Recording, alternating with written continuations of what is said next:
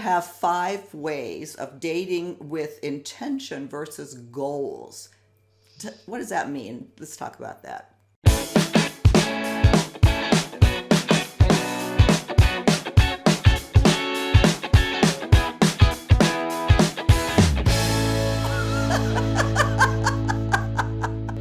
Thank you so much for tuning in again to Second Act TV. I want to welcome back April Beyer, the relationship and dating expert and founder of Level Connections. April, thanks so much for joining us again. Thank you so much. Great to be back. Well, April, if you haven't seen our last segments, we will link to all those. April has a really great background for these conversations. She's been a matchmaker for over 20 years, and out of that has formed, as we just said, Level Connections, a company that really bridges the gap between online dating and matchmaking. So, April, what I want to talk about today, you wrote a blog, and we've talked about this before, but about the whole mindset of dating and finding love and being successful at it. We bring often the wrong mindset to the table. And you have 5 ways of dating with intention versus goals. What does that mean? Let's talk about that. I think you just said it. Intention is your mindset. So often people come to me with the goal of, I'm going to find love in 2022, right? Or I'm going to find love by spring or by my next birthday. What happens when you have goals in your relationship life is that you miss a lot and it's not as enjoyable. So for me, the intention is I'm going to have the intention of an experience and a journey and enjoy myself on the road to whatever is meant for me, as opposed to being so destination oriented. Because when you're destination oriented, you don't stop along the way. You don't stop to smell the roses, right? You're just focused. You have like blinders on. And I believe it's actually the number one reason why people get into relationship trouble and why they overlook red flags is because they were so focused on the goal of relationship, right? Because the goal sometimes trumps everything else. And I say, if you're willing to have the mindset of this is a journey, I want to enjoy myself on the road to where I'm going, you're going to do everything differently. You're going to do it with a conscious way about you. It's easier. And I also think you look and feel more attractive. You're easier to be with when you have this mindset.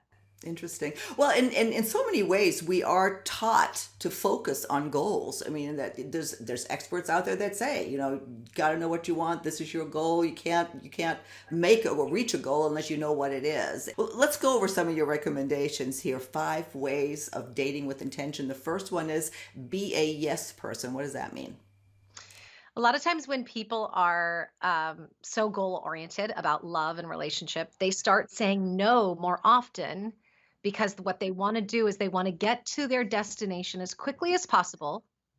And so they'll say no to fix-ups.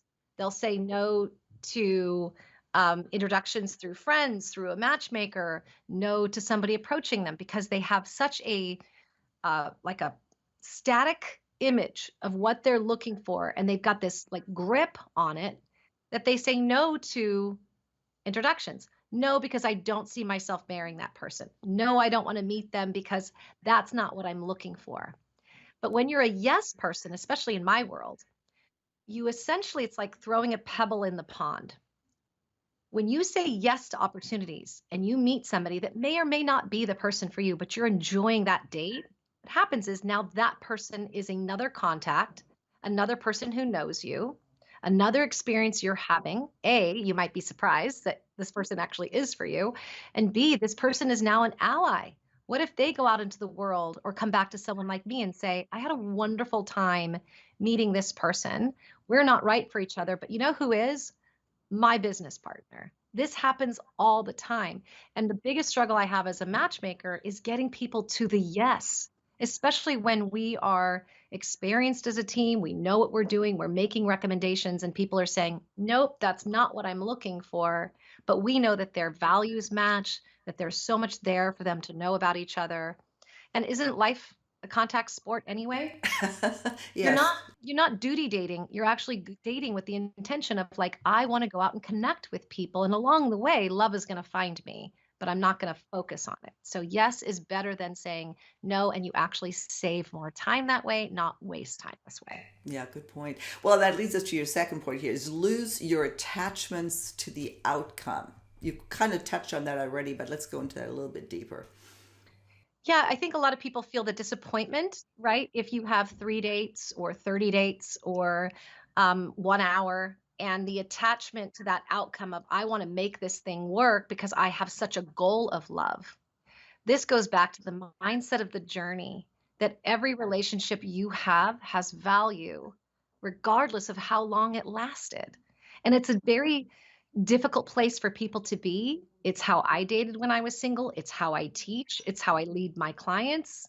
Um, this attachment to the outcome makes you work harder for something that isn't meant to be. So it's that art of letting go. It's trusting your instincts and saying, okay, wait a minute. I know we both had the intention of this lasting and working out. It isn't. Things have shifted, right? So when you can enjoy that journey and you know that every relationship has value, you will lose your attachment to the outcome. And that way you'll save time because you're not going to get in there and start working too hard on a relationship that isn't meant to be for you. Yeah. No, great point. And that comes up more and more too, just in all areas of life. Speak the positive. Boy, that's a big one because especially as people there's so many jaded people that I see on this channel all the time. But speak the positive. What exactly does that mean? Unless, someone was Jack the Ripper on the date. Yeah. um, unless someone was cruel or unkind to you, I'm a big fan of after your date, speak 3 things that are positive attributes or a positive experience you had with this person. So instead of immediately going back to your friends or your family members, getting on the phone and saying, well, they weren't the right person for me because this XYZ and they did this, all that's happening is you're going to get more bitter, you're going to lose steam, you're going to lose your focus. It's really about what did you see that you liked, Mm-hmm. right? Not only does it make you look better and feel better, but it also reminds you of what it is that you want, Mm-hmm. right? This person may not have been for you. Mm-hmm. And it might have even been at a date where you were kind of even bored or just nonplussed, but there was something beautiful about that person. Maybe they were kind. Maybe they had an interesting story of their childhood. Maybe they were really smart. Maybe they were really nice to the waiter. Just find 3 things to say before you go into the why it's not going to work. Please start with the positive. It's good for everybody around. Yeah. Well, and again, it puts you in a light where you will attract that, a positive person or what you actually want, or like you said, you learn about yourself again when 100%. On our feedback questionnaire that goes out post date, we always say, what was your first impression? What did you see that you really liked about this human being? We don't even let them go into this is why it didn't work yeah. until they have expressed the positive. So we're trying to train everybody to start there. You can always finish with what didn't work, Mm-hmm. but starting there is really important. It's a good reminder for yourself. Yeah. And yes, you attract more people. I like that. And then give yourself what you want. I love this one. I remember when I remember when I was writing that, I was already doing it in my own life. Everybody waits to give themselves what they want from a partner. And they hold their breath and they sit back and they say, well, I really would love to travel, but I don't have a partner to do it with. I would really love to get flowers from somebody, but they don't put flowers on their dining room table. I would really like someone to take me for a walk on the beach, but they never walk on the beach. Give yourself what it is that you want from someone. If it's, I want somebody to fully accept me and embrace my flaws, then you better be doing that in your life right now so that you are the shining example. So when somebody sees you from afar or up close, they can say, wow, she's already or he is already living this life. My job isn't to make anything happen. My job is to continue what they're already giving to themselves. Very easy, especially for women, When a man sees that you give yourself flowers, there's flowers on your dining room table or on your bedside or in your kitchen. Every time he comes over to your house, he sees fresh flowers. Guess what? Without even asking him for flowers, he already knows that you enjoy that. If you give yourself like bubble bath night, whatever that is, do it for yourself first. I I never thought of it that way. I bought myself flowers yesterday.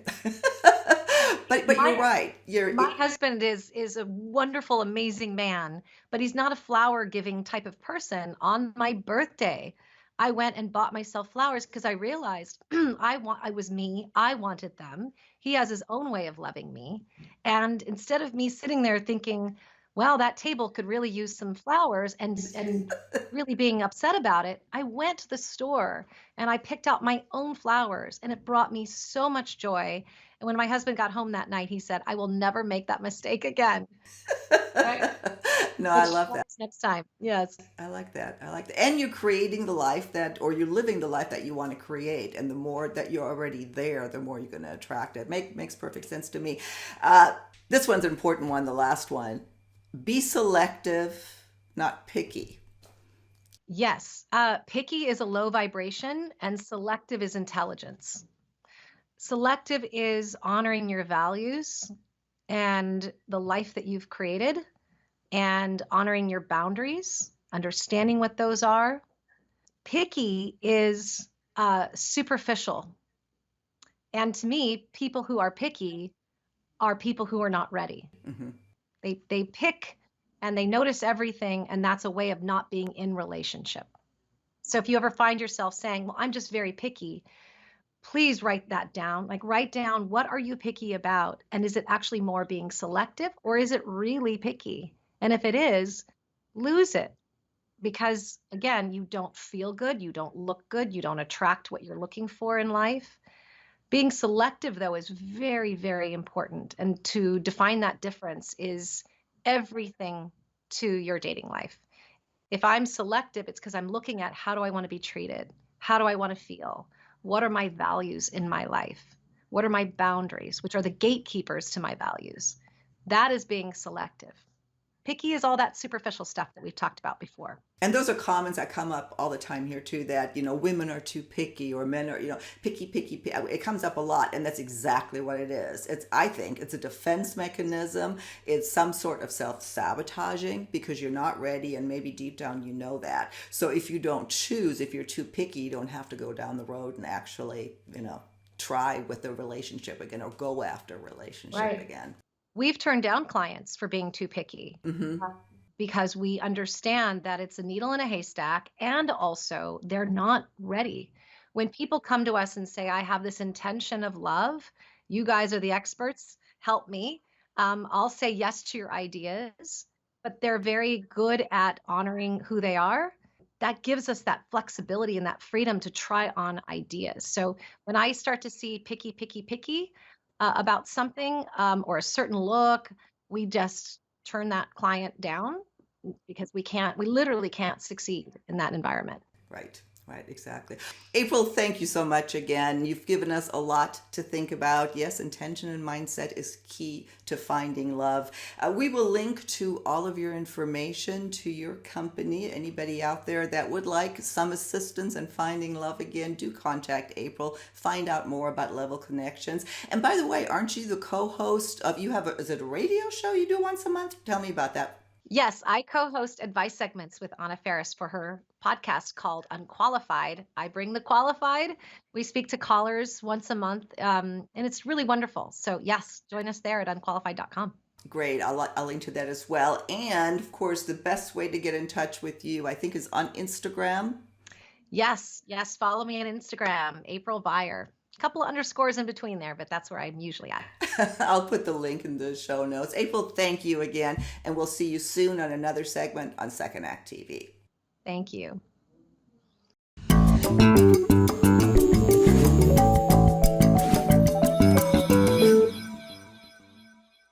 If you haven't done so already, please be sure to subscribe to our channel. Just click on through to YouTube, and when you see the little bell right next to the subscribe button, hit that too, and we'll notify you every time we launch a new video.